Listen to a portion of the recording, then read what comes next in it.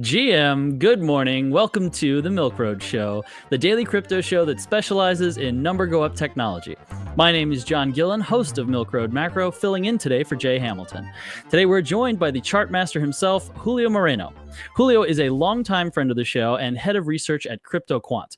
Julio specializes in on-chain data and focuses on insights and market analysis for Bitcoin and digital assets. Julio is going to break down everything you need to know, from what's driving the slowdown in Bitcoin to what to expect in September and in Q4. And ultimately, the question everyone is asking right now, where are we in the cycle, and where and when is the top going to be for Bitcoin and for crypto? So if all that sounds good to you, make sure you like and subscribe. Share this episode with someone who would enjoy it. And as a reminder, in case you missed it, we are on a launch spree here at Milk Road. We just dropped a brand new website and a brand new product, Macro Pro. And for the first time ever, Crypto, Macro, and Degen are all live, all under one roof here at Milk Road. And with Pro All Access, you can get 25% off on this until tomorrow night. You'll unlock reports, AMAs, signals, strategies, Discord access, and our full portfolio. And if you're not ready to go all in on Pro All Access, Crypto Pro, Macro Pro, and Degen Pro are all 25% off, but the deal ends tomorrow at midnight, so don't miss out. Click on the link in the description to check that out. Get involved, get in on the action here at Milk Road.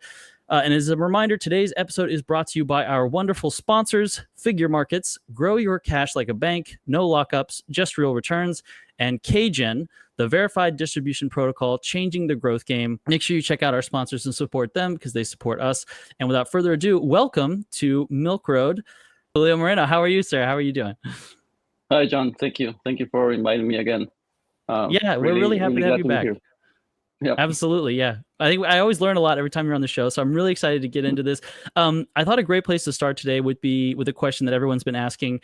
There's been a lot of reports of whales selling, taking profits, and I wanted to get your view on this. What's driving this? What are you seeing, and what are you seeing on chain about this activity? Yeah, so I like to think about this. I have developed a model, just like a mental model of how Bitcoin moves. It moves in waves. So we have come from really a period of price appreciation really fast. We touched an all-time high of 124,000 just a week ago, and so after that you start to see, and this is what we've seen on chain, is that people and investors and traders start to take profit, right? And so that drives, a slowdown in price, a slowdown in demand, and we enter a period of overall slowdown and consolidation for prices. And I think that we are in that period, and hopefully as the months progress, we also start to accelerate again, right? And so we were going to see that this, I have some slides, and we're going to see this model, which I have called the PPP, or 3Ps. It's a profit, pause, and push. So we went through the profit taking part. I think right now we are on the pause period, and then hopefully let's say in the last quarter of this year, we'll get the push again to new highs. So, but yeah, that's where we are right now.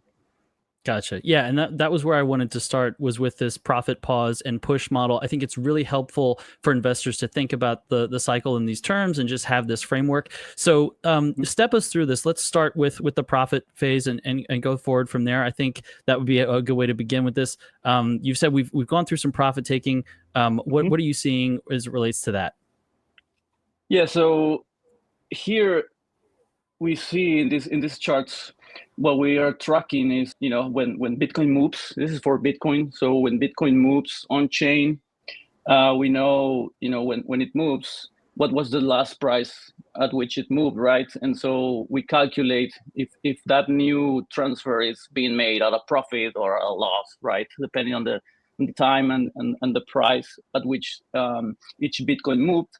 And here in the chart to the left, we're tracking the blue area. It's the realized profit. So when a Bitcoin moves, how much profit that trader or that investor or that holder realizes, right? So you can see here two periods in which this realized profits spike, right? And they coincide with, after Bitcoin makes a really strong rally, right? So we saw that in early in the year in March, right here. So when we first touched, the levels above 100,000, and so daily realized profits spiked to 11 billion or 9 billion, right? So that's a moment in which you say, okay, we had a good rally, and then people are starting to realize those profits, right? And so what the first indication is, oh, we may be entering into a period of the pause, right? So this is the profit phase, and we've seen this, in the last few weeks repeat again. So we are currently in that profit taking phase. Realized profits also spiked again to 9 billion in one day, 7 billion in one day, then 3 billion. So they started to, holders started to realize those profits, and it is when prices start to, slow down and consolidate. And now we have had some a short correction, right? A small correction from the all-time highs, and this is what we saw in the last few weeks. So after a strong rally that took us to a new fresh all-time high, we started to see again the profit taking phase, so the profit phase of this framework. And a lot of this was made. A lot of these profits were realized by whales, and you can see this for the people that are watching the chart to the right here. So this is the same realized profits, but specifically for large investors, which also spiked after we touched the most recent all-time high. Gotcha. Okay. So a couple of things that stood out to me about this chart that I wanted to ask a couple more questions about. It seems like with the most recent all-time high, some of the largest whales have decided to take profits. That's what the chart on the right is showing us. But then something I thought was interesting on this chart on the left about realized profit and loss, it seems like what we're seeing is a repeat of this pattern from the previous profit-taking phase earlier this year, where, earlier this year, and I think you said it started in March when we crossed 100K for the first time, we had 11 billion, and then 9 billion, 7 billion, 5 billion. So the spikes of profit-taking got smaller. Then Bitcoin found a new base and went up to new all-time highs. We're seeing a similar thing here. It was 9 billion, 7 billion, now 3 billion. Do you think that profit-taking phase is now completed and it's behind us, and we're now kind of forming a new base to push to new all-time highs? Is that how you would read this data too, or is there something else you're seeing here? I mean, yeah. You see that, the initial spikes are the largest ones, right? And then they tend to come down, right? And then we see a period of maybe 1 to 2 months of where profits, are really small, because we are, most of the holders are already sold, most of the traders sold. So, and then it calms down, right? And so, but it takes a little bit of a time to, establish that base, and then, the market starts to move back up again. So yeah, it takes a few, I would say like at least a month to establish that base. But yeah, like you said, it's the initial spikes are the largest, and then it tends to be lower and lower. Right. And so that would be the pause phase you're talking about. I think the next slide I think you had in this deck was interesting to me about the tracking of the cooling and demand for Bitcoin. To walk us through that and tell us what you're seeing there. Yeah. So yes, exactly. So this one shows like the profit, right? The profit phase.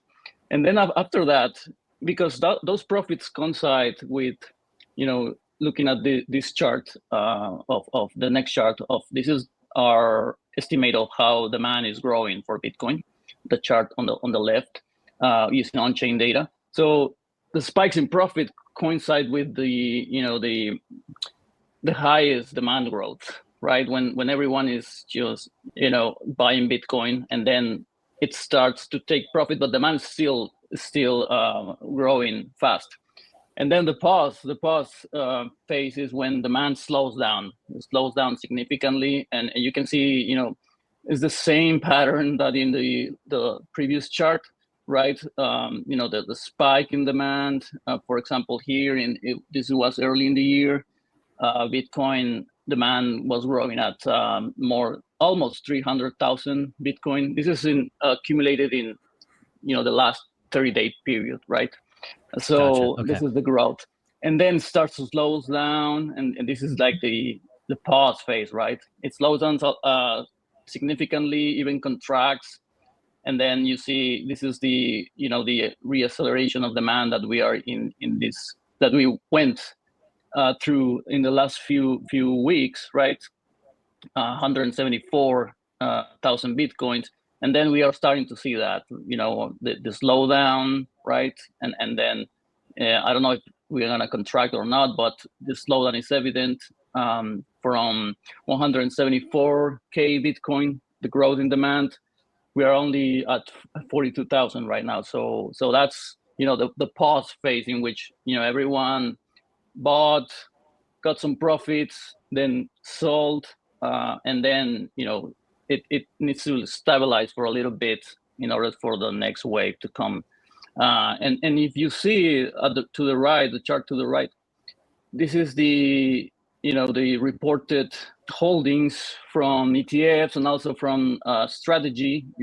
We take that and we calculate like the growth, right? The 30-day growth in their holdings, and you can see that the demand that we calculate on chain mirrors almost exactly like those type of movements, And right now we see the same for ETS, which their demand has come down significantly in the last few weeks, and also strategy, their purchase is also not as high as it was early on and in the year, right? So it's also indicating that slowdown and that pause phase that I think we are right now.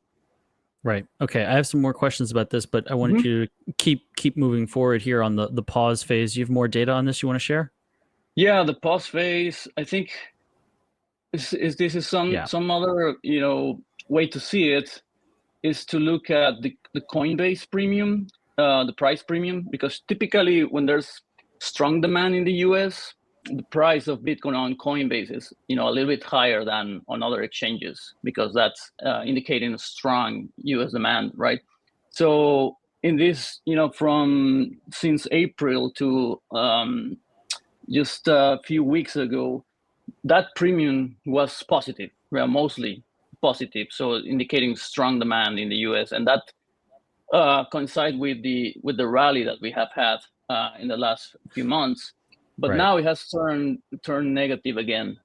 So that means the pause from the US investor side, right? Also after the rally, realizing the profits, and then that pause is reflected also on that premium coming down from being positive most of the time to coming to now, like here you can see in the red area, it's negative, right? So it also has coincided that with the correction that we saw in these last few days.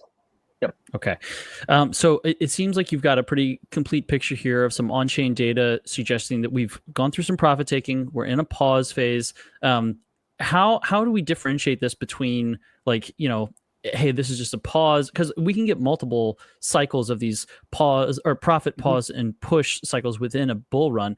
How do you distinguish these from, a bear market? Like, what are your thoughts on that? Like, how do you say, hey, we're in a pause phase before the next push versus we've topped and we're going bearish? Yeah, I mean, that's it's not a bigger question. It's not easy, right? To really differentiate between this is a pause within the bull cycle, and then or we're going, through a starting a bear market. I look at several indicators, and this is our summarizing in this metric, which is the bull score index.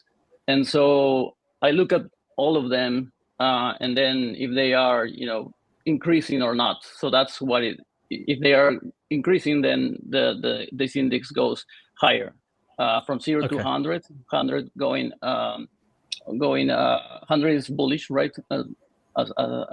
Yeah, closer to 100 so I've is seen bullish, right? So yep. I've seen a lot of people come up with these kinds of like aggregators and signals to try to measure this. So I really want you to kind of like break down for us how you think about this and like what goes into composing this bull score index and what drives the movements up and down here.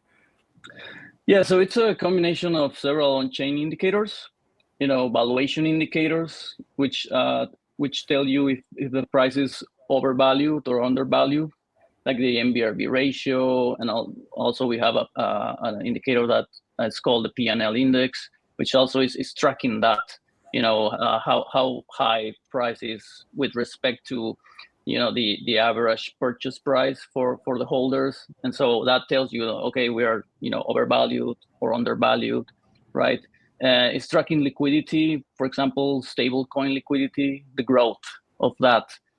If that's growing, then it's it's small liquidity is bullish. If it's not, then that signal gets off, right? So it's tracking also the movement of Bitcoin between exchanges. Typically, when Bitcoin is flowing to Coinbase, is because there's from other exchanges there's demand in the U.S. and that drives a lot of the cycle. So it's tracking also traders unrealized profits when they get too high. Also, it's a sign of overheating, and then they come down, and the momentum it slows down also. So it's tracking all these kinds of on-chain data and try to summarize this in one indicator that goes from 0 to 100, right? So as long as we stay above 60, it's considered like we're still in a bullish phase. It has come, below, and for example, here you can see like in March when we got all these tariff talk, we went down to the 20s, right? It was really, really bearish, but it also depends on how long we get there, stay there, right? Typically during bear markets, we stay there more than 60 days or longer, and then that tells you another story. But we haven't had that, and so it increased again and to the bullish area. So right now we are actually in 20, but it's only has happened for 2 days, so it's still early to know, right? So and then along the way, on-chain data also tells you, and we were gonna see this in the next slides. Where are the supports? Considering on-chain data, considering the cost basis of traders. The price at which most of them, on average, purchase, right? So that's and during bull markets, that's really good support for prices. So that's also you have to put all these things together, and it's still not easy, but. Yeah, we do our best. Yeah. The best audience to distribute your product to? Your super fans. Duh. But what if you haven't found them yet? That's where KGeN comes in. They help businesses scale digital distribution at a price that makes sense. KGeN's verified distribution protocol identifies the best users for your product and connects you directly to them. Ready to find real meaningful users for your next big product?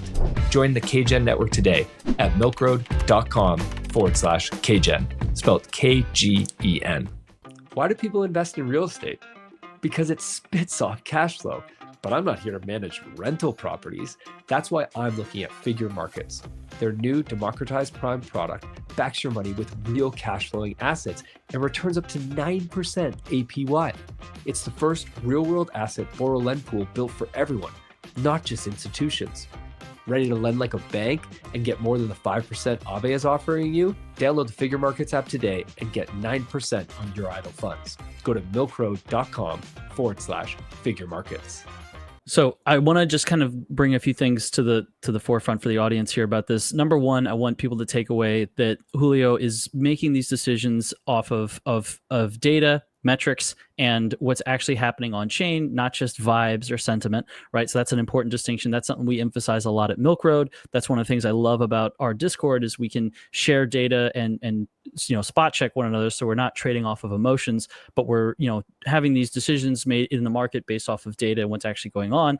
And I think your point about Bitcoin is still structurally above its bull market support band. So this 2-day dip into a neutral phase, right, in a cool down phase, that's much different than a 60-day period of no movement in the price in a deep bear market. So, okay, I think you alluded to the next thing you wanted to talk about being some key structural supports. Yeah. And you want to touch on that, or do you want to talk about Q3 being seasonally weak? Like, take it wherever direction you want to go next.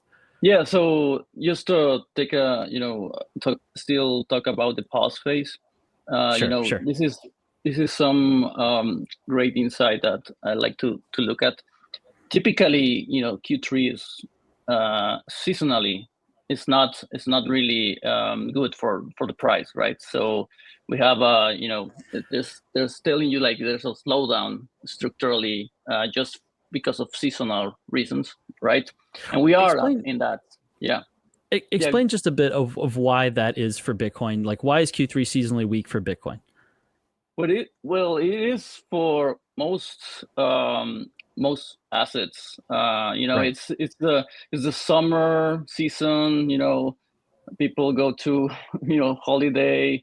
There's not much action, or there's not much also volume. If you look at exchange volumes, crypto exchange volumes, they're down. They're down significantly from Q1 or Q2, and we had a really high volume. So there's just less activity, right? So that's why we see that reflected on price returns or the performance. And you can see in the chart here, this is the the average return, monthly return. So here in Q3, it's typically not that much movement or return. And then it's mostly for most years it's actually negative.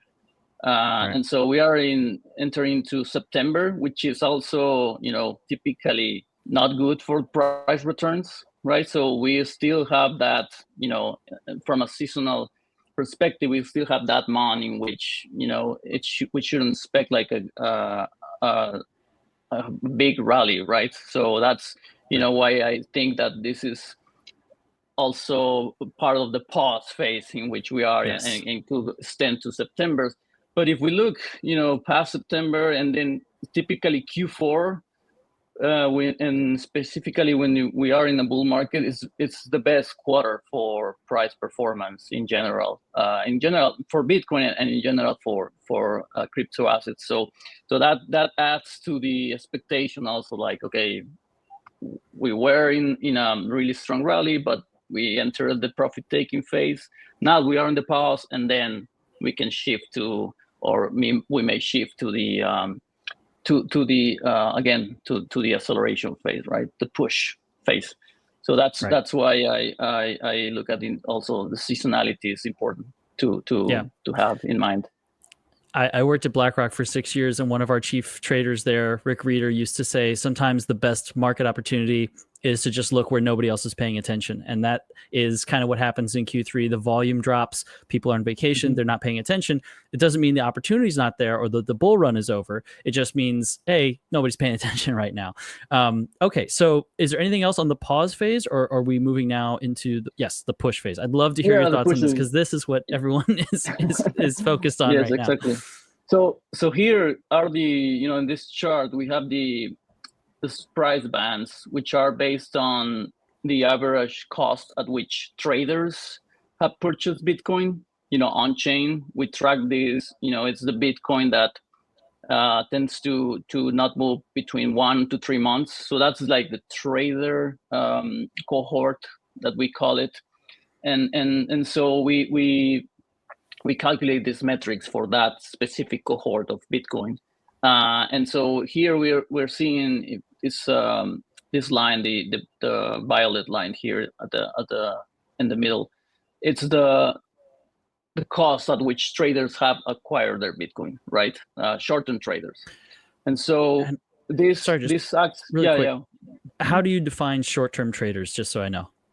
Yeah, so it's the Bitcoin that hasn't moved between 1 to 3 months. So Gotcha. those yeah. And so we calculate this cost basis for them. You can see that price tends to move between those between that line, between that metric, around that. And so here you can see like the the acceleration phase right here, and in the and March, where price goes way above that metric, and that is part of that. It causes the profit taking, because there's too much profits to be made, right? And then we start to see like the profit taking, and then price comes down again around that level, right? And then you see the same here, at the end of last year, beginning of this year, right? Yeah, it gets overvalued again.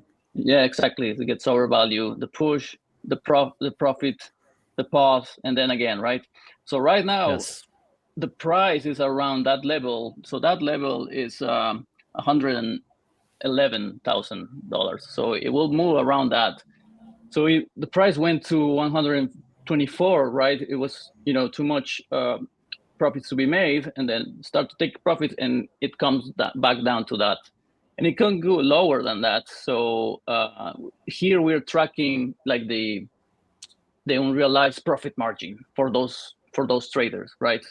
And so it can stop there, right? Or even it could go lower. If you guys can see, just below the trader's cost basis here, the realized price, it's another line, which is, that line represents like a 10% loss, unrealized loss. And it tends to, prices tends to, during a bull market, to find resistance there. So right now that one is at, probably is around 99,000. So that's, like a support that I will expect, right, if we are still in in the bull market. So answering your question of when do we know, right, if we're going lower, so that will be, and that has been also since in this cycle, like the ultimate resistance for price, right? So which right now is around 100,000. right. Okay. Yeah. So this is something I think is really interesting, because everybody does this a little bit differently. Like I've seen some analysts say, the 50-day simple moving average. You're saying, traders who've traded in the last 3 months, so 90 days. Mm-hmm. But whichever metric you're kind of using, what you're looking for like a confirmation of break of support is like, spending 2 weeks or longer, like deep below that. And you're saying we haven't even crossed below that support level yet, and so we're still holding the structural bull market pretty strongly, is what you're saying. Yes, right? exactly. Yes, and you can see that happened, back in April, May here. So it actually, the price found resistance there at that level, and also back in summer last year was like the same, right? So I would expect that to happen again if we are still in a bull market, right? Right. So, but you're saying that these pause phases are not uncommon, and they can happen and kind of continue for a while, as long as we don't have market structure completely collapse. There's still structural support for the bull run. Yes, exactly. Yes, okay. Exactly. That's why we look at this to try to assess that. Yeah. Okay. So this is the big question. We've talked about the pause, and we've talked about this potential setup for a push. You've said Q4 you expect to be bullish. And without saying, calling an exact date or price, what are you looking for this next push to be your upward target? And like, what time frame are we thinking? Is this an October thing? Is it like a February, like a Q1 of 2026? Like, what are you thinking here? Well, typically it tops around like late November or early December. That's where typically we have topped. And then in terms of levels, I also use this same metric, but to the upside, and this is calculated at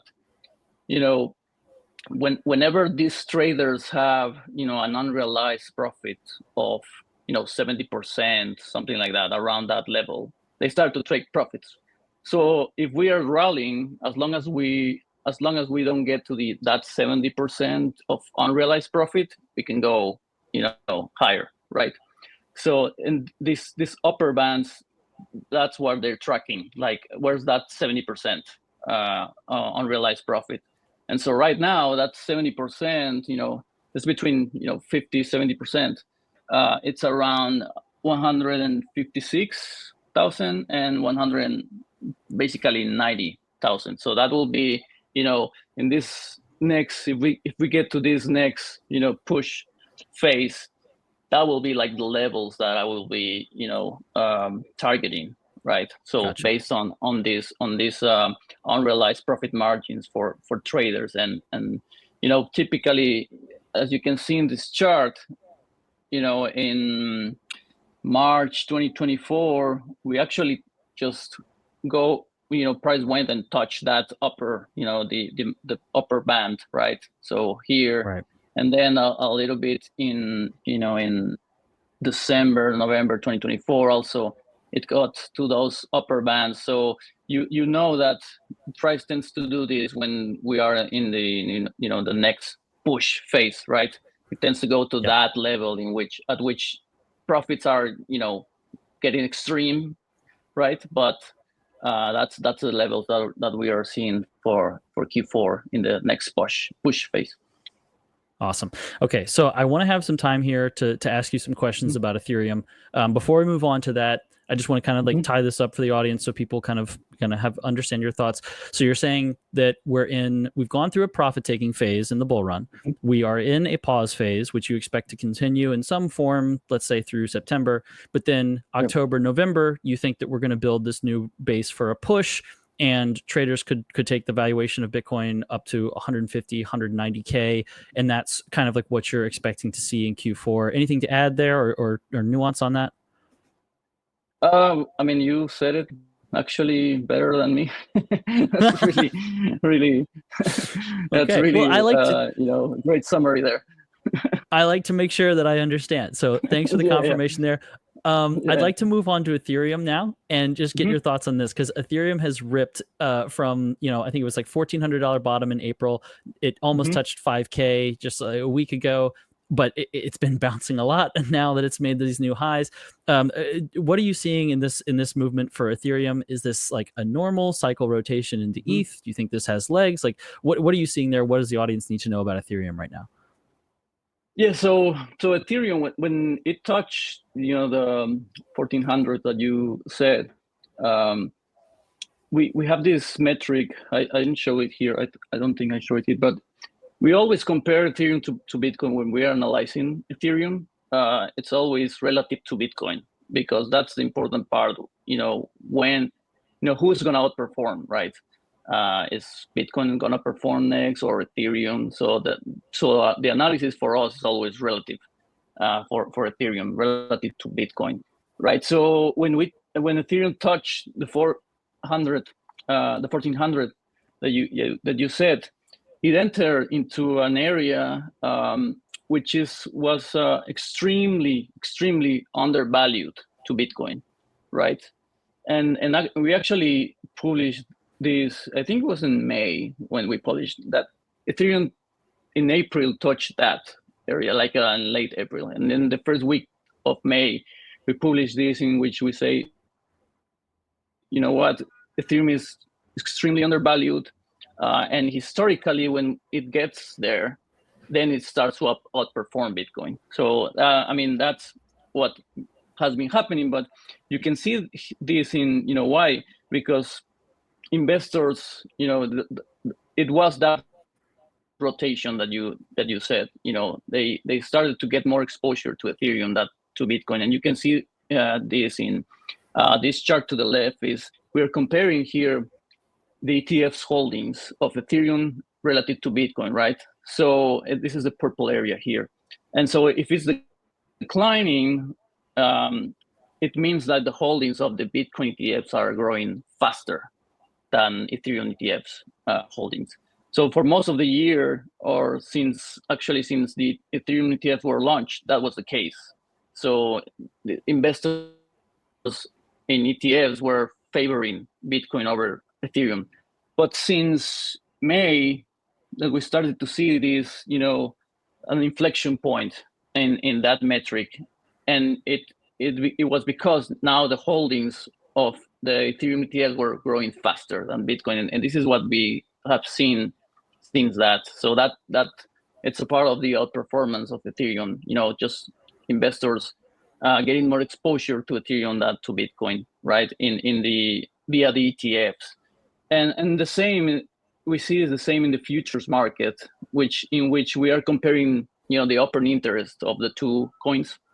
And so it's the same analysis. You can see this in the violet line here, in which the open interest of Ethereum was growing more than the open interest of Bitcoin. So that tells you, like, okay, in the futures market also, traders are getting more exposure now to Ethereum than to Bitcoin. So yeah, that's the the insight for Ethereum is, when do these investors and traders switch to get more exposure to Ethereum than to Bitcoin? So here in this chart, it's the one that I was telling you. It was the undervaluation of Ethereum right here, right? You see these red circles here, and inside the green area is when Ethereum is extremely undervalued to Bitcoin. So when it touched here, this was in April, May of this year, and this is when Ethereum started to outperform Bitcoin, right? The problem is, what I see right now for Ethereum is that it has gone to overvaluation really fast, because it has increased, from the 1400s to almost 5,000, right? So that's what I see for Ethereum, is that it has become overvalued too quickly. In a short period of time. That's what the data is telling us. But that's why we saw the outperformance, and now just an alert here for Ethereum. If you are too overexposed, it has become like at least under this metric, overvalued compared to Bitcoin.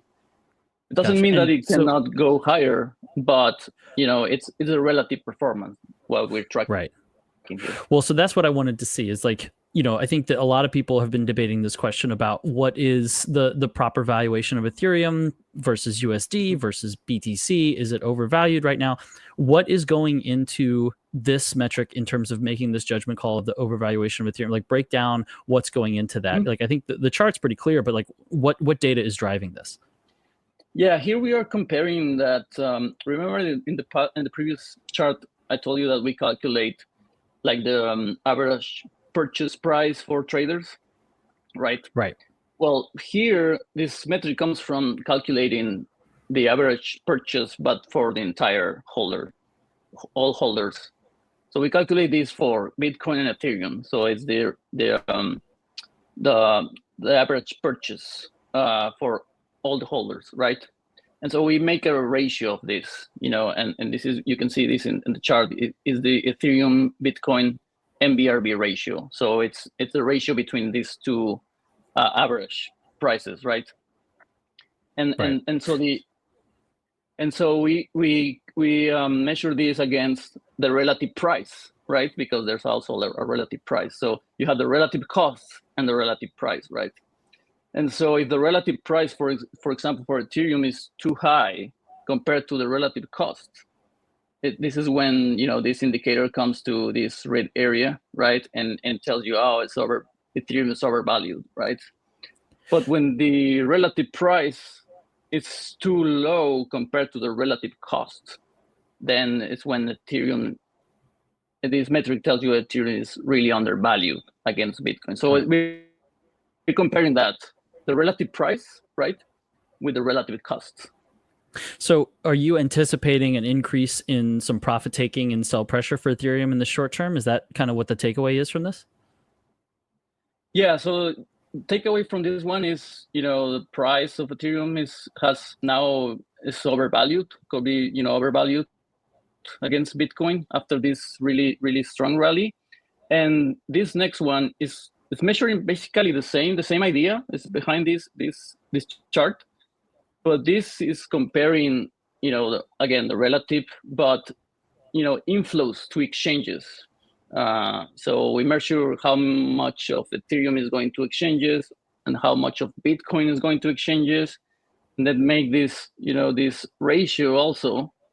And so it tells you like which of the two is experiencing like more selling pressure, because the coin is going to exchanges. And so after this big rally in Ethereum, I mean, this chart just went, off the this metric went off the charts. So it's, a lot of Ethereum value went to exchanges, much more than Bitcoin. So that's also, it could be signaling that, there's more selling pressure ahead for Ethereum than for Bitcoin.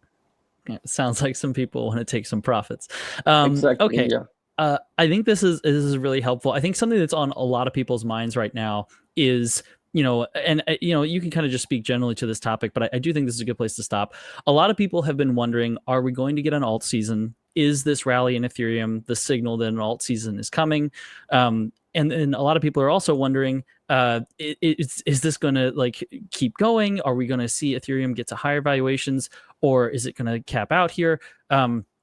What are your thoughts on this? Do you see this turning into an alt season from here, or is that beyond like where your research has gone at this point?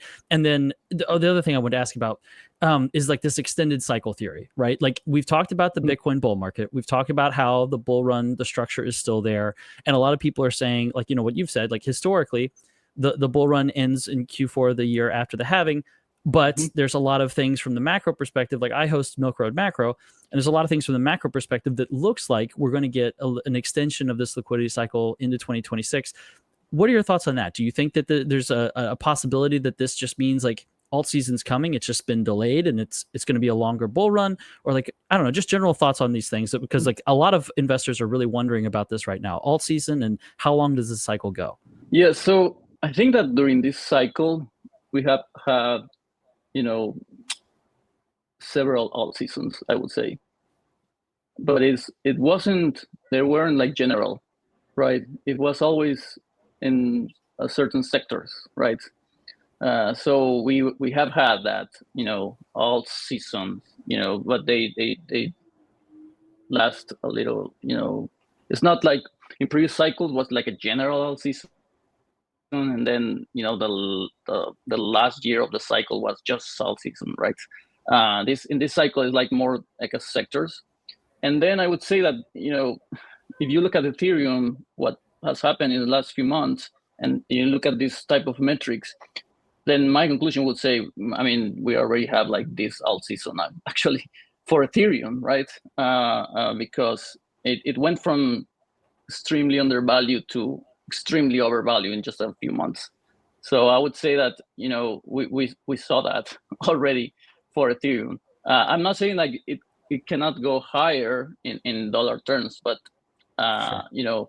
I would be a little skeptical that it could outperform Bitcoin as it has done in the last few months, just because it's now overvalued and it has much more selling pressure. So yeah. So that will be in general for all seasons. I would say it's more like a sectoral thing, and then we already kind of looking into. We already had that like with Ethereum, right? But it may be like this extends to other coins, right? For example, like Ethereum had a lot of demand from like the ETFs, and had a lot of demand from these companies also buying Ethereum as a treasury asset, right? And then maybe we see the same and we already like kind of seeing that for the other coins, like for Solana. I think there was an announcement now that today that they're starting also like a treasury companies, but for Solana. So it may move like that in the coming months. So yeah, and in terms of the extended cycle, I actually calculated. So people typically calculate those cycles like from halving or from the low of the cycle, right? I tend to calculate the cycles using valuation metrics. So when the valuation metric turns, from bearish to bullish, and so if for example, using the MBRV ratio for Bitcoin. If I calculate that and see at the time span of that, we are really close to being in an extended cycle. It's just I think it's just a few weeks. It will be longer just by looking at those valuation metrics. So if we peak in November, December, we already have like a little bit of an extended cycle. Actually, I think that under that metric, the cycle will end during September actually. But if it doesn't, so if we peak again in November or December, it will be already like an extended cycle. That's the point. Yeah. So I think what I've been thinking about this is it does depend on what metric you're using and how you're measuring to decide where the cycle is and how long it's gone. I think it's extending in one form or another. And then I agree with that observation about we've already had some extended, some version of alt seasons. We've had ETH season, but I'm interested to see how that plays out into alt season, because as you said, like Bitcoin's not done, right? And if Bitcoin breaks above 150, like you're saying it might later in Q4, who knows what could happen to alts? Who knows what could happen to ETH? So I do think that there's still some gas in the tank for an alt season. And like you said, the sector-based alt seasons we've already had, to me, kind of validate the thesis that alt season is still coming, because it shows that there is still interest, there's still demand. People are just kind of waiting to see that rotation happen in full force. We're at time, unfortunately. I'd love to keep talking to you about this all day, but let's end with this. Where can we send people to find more of you and your work online? Yes, thank you. You can go to CryptoQuant.com. So that's our webpage, and you can have access to all these charts, all these metrics. We have a web platform, query tool in which you can make your own metrics if you want, and also an API, which is more for like institutions also use a lot of our data, but via the API. So you just go to CryptoQuant.com and you can see all what we have there. And for me, if you want to to see what I'm publishing, what I'm looking at, it's better to go to X, and my handle is there. It's JJC Moreno, and so you can go on X, and that's where I publish the most. Julio Moreno, thanks for being on Milk Road. I feel smarter already. Thank you so much. No, thank you, John, and thank you for the invitation. Absolutely. We hope you'll be back soon. Thanks everyone for joining us. Stay safe, stay bullish, and we will see you next time on the Milk Road Show. Thanks everyone. If y'all are making swaps or trades right now, highly recommend you check out Milk Road Swap. This is a DEX that we built in partnership with Cow Protocol. Why did we build it? Not to make money, just honestly so we could have a place to do our swaps for the lowest fees that we could find. This is the fees on Ethereum, Arbitrum, and Base are only 0.15% fees. This is a huge difference from other centralized exchanges that charge 0.5% or even up to 1.2% fees on their swaps. Also, you can swap on Solana, all at swap.milkroad.com. Check it out today. You won't be upset. And you can join me in my favorite place to make swaps on chain. As always, if you liked today's episode, please hit subscribe and make sure you follow us so you don't miss out on the next one. There's also a link in the description to our free 5-minute daily newsletter where we simplify crypto for you while making you laugh. And if you're willing to step up your crypto investing game, we're going to also leave a link for Milk Road Pro. You get access to our portfolio where you can see exactly what we are buying. This is your #1 resource to help you invest successfully in crypto. One final note, this show is for educational purposes only, and nothing we say is financial advice. Investing in crypto or any asset is risky, and you should never invest more than you can afford to lose. Thanks so much for listening in, my friends. Have a wicked awesome day.